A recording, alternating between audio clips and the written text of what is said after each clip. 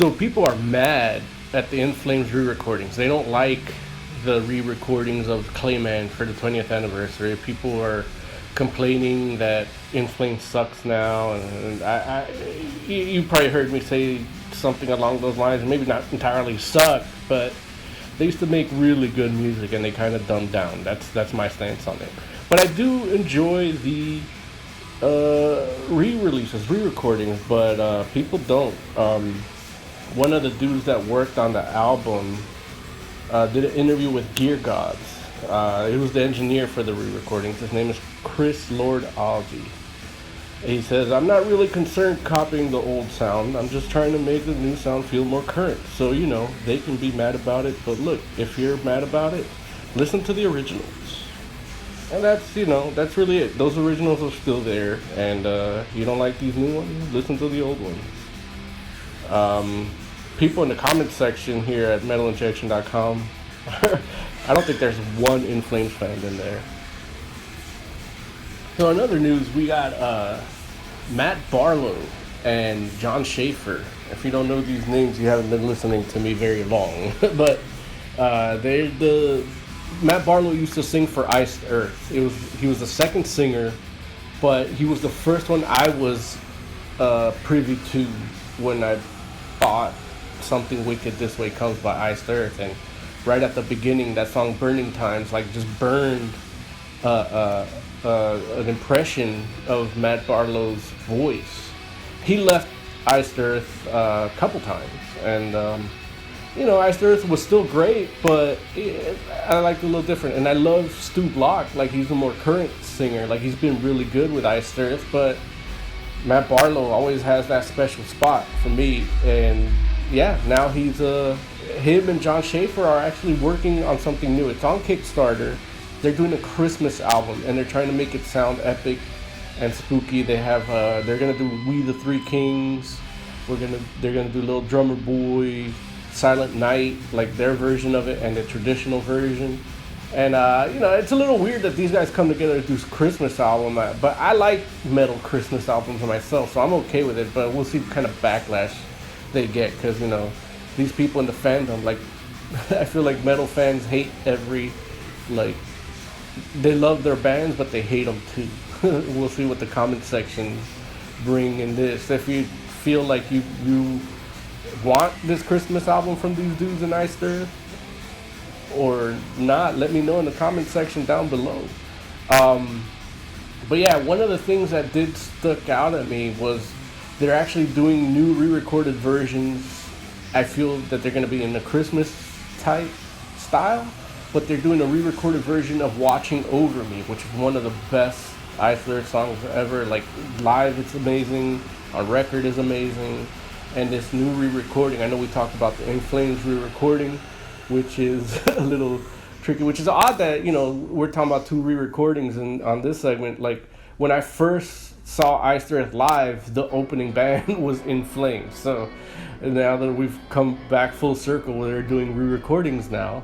But I'm happy to have it. I would like to see a new, I Died For You is one of my favorite Iced Earth songs too, based on Spawn, one of the comics I loved growing up.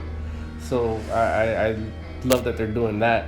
But we'll see. I haven't checked the tiers out. I got too excited. As soon as I saw their announcement video, I had to record my thoughts for you here. But I'll probably come back and tell you what the tiers are and which one I'll be getting. But yeah, the album is called Winter Nights, and the band is called the Barlow Schaefer Project. Maybe they'll change that, but who knows. Alright, I just saw the pledges and the tiers. Let's see. So you get, for $20 you get a disc, and it comes with a bonus DVD. Every CD comes with the the 5.1 mixed version of the album, so it's surround sound, which that's going to be awesome if you have a home theater system or something like that. That's going to be good. The album's going to sound epic. You can hear some of these some of the music as a bed while they tell you about it, and it sounds pretty epic. I can't wait. But yeah, there's more tiers above $30, and Yeah, I'd be interested in that, but times are crazy now. But I do want to back it up, so I just backed it with $20. So I'll get the disc version signed by both John Schaefer and Matt Barlow. So I can't wait. But yeah, let me know if you're getting it or if you're interested or if you hate the idea. I'd love to hear your thoughts. So in COVID-19 related news, we talked about the I forget the name of this act, but they're trying to get people to vote for this law that would help and protect concert venues, like small independent venues. But here's something we also did talk about the chili cheese dog concert, where you buy a chili cheese dog and you get to go see a band. But there's a new rule according to Syracuse.com reporting that the rule prevents bars from offering live music that customers pay for separately. Bars with cover charges also are being barred.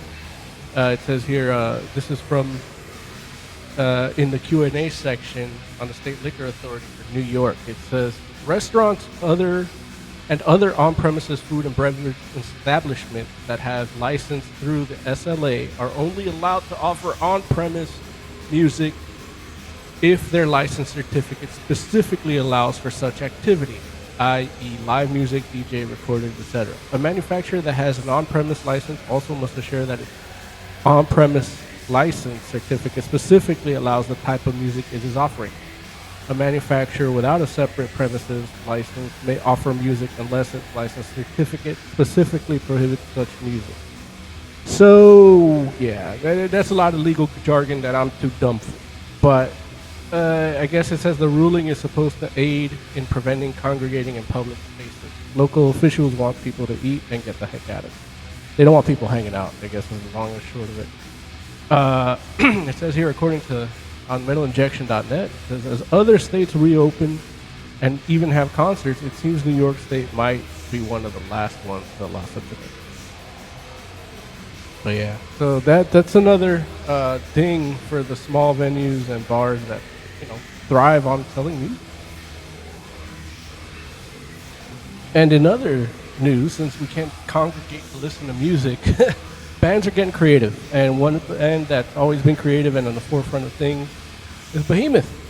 Behemoth is actually doing a virtual concert. We talked about in a previous fraction of Forever about how Behemoth was teasing something, and it turns out they're teasing In Absentia Day, which is a virtual concert. They're going to have Imperial Triumphant, which I reviewed their album Alphaville not too long ago. Check it out. It's on our YouTube channel. I'll put the link in here. And yeah, it is. They're doing a virtual concert. You can buy bundles with shirts and shit. And I bought a $47 bundle that comes with a shirt, video on demand. It's the early bird one. It has the In Absentia Day event T-shirt, laminate, and virtual ticket. Behemoth, it says here, will be in Absentia Day will be an immersive concert experience in celebration of a new eon. Debuting songs from A Forest and performing fan favorites. The stream will be available in two versions, director's cut or multicam experience, captured in high def. So yeah, maybe I'll get the multicam. I like that. And has studio quality audio. So we'll see how that goes, because these home performances or these stream performances have been hit or miss. A lot of the metal ones have been good though. I'm not gonna lie. It says the multicam, you can select between 8 different camera angles at your leisure, plus the director's cut. And then it says the daytime of the stream, simply visit behemoth.live if you need to find that out, and log in using your account credentials. If you are unable to watch the live broadcast, you can access the stream page on demand for 72 hours following the event. So yeah, it's going to be interesting. I'm going to be reporting on that here. Maybe do a reaction video or something. And in sadder news, Riley from Power Trip passed away, sadly. He's the singer. He died in his sleep, Riley Gale. And it's interesting to see. I mean, I like Power Trip. I've heard their music, but I wasn't like a fan. Like, not that I had anything against it. I just never got into it. I just listened to, I think, what is it, Nightmare? Something was one of the albums that I heard. I think that was their breakthrough album that really like put them on the map. Nightmare Logic. But they've been around since 2013, maybe a little before. And I actually was gonna see them with Danzig, but I didn't get to it. Now I'm sad because the dude's gone, and he really touched a lot of people in a good way. They came out of the woodwork. Even Fox News anchors talking about how great he was. But yeah, R.I.P. Riley Gale. So yeah, that's it. That's this week's Fraction of Forever. Thank you for listening. Subscribe, like, hit the bell. You know what you got to do here on the YouTube. This is still my home for this podcast until I find a good hosting option, something that'll give me what I need. But in the meantime, yeah, check it out. Enjoy. Let me know what you think of the show. And if you like it, good. If you don't, hit the like button anyway. What else you got to do? All right. Until next time, this has been A Fraction of Forever.